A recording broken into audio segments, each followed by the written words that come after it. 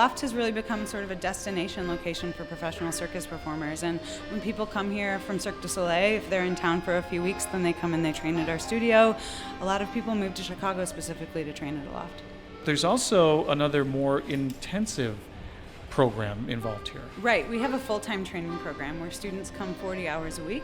So students have committed to coming here for 2 years, training 40 hours a week for that entire 2 years, like you're in college, to come out on the other side as a professional circus artist. But it's not like a bunch of weirdos. It's like it's like surprisingly normal group of people with just larger than average muscles, really.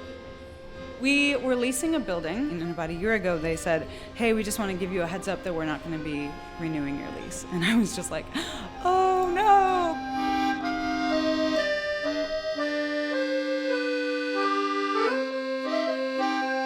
You know, I started to think about how all my friends that are renting apartments are paying more than people who own their own homes. Mm-hmm. This was one of the first things that came up, and I saw the picture and was just like, oh, you gotta be kidding me. Like, that's so beautiful. It must be in the middle of nowhere. And then I looked at the address and I was like, oh, actually it's down the street from my house.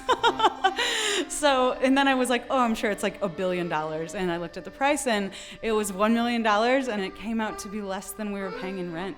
It had the high ceilings that we're looking for. We have some ceiling space that's like 38 feet, which is, you know, about 8 feet higher than we had before.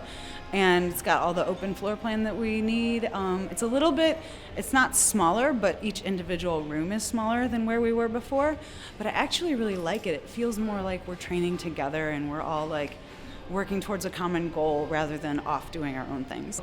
You think of circus and you think of Cirque du Soleil, or you think of Ringling Brothers and Barnum and Bailey's, but you don't realize that there's an entire world in between those two things. Contemporary circus is sort of stepping up to fill that void where, you know, there's something that's very intimate, something that's very heartfelt, something that's very, that crafts a story, or the emotion is the central player in the work rather than the skill or the spectacle. And that's not to say that skill and spectacle don't play a role, because they have to, or else it's not circus. You're going to lose your audience maybe, yeah. Right, yeah, definitely. People think they're going to see a circus and then you just roll around on the floor for 45 minutes and everyone goes home and is really mad and they want their money back.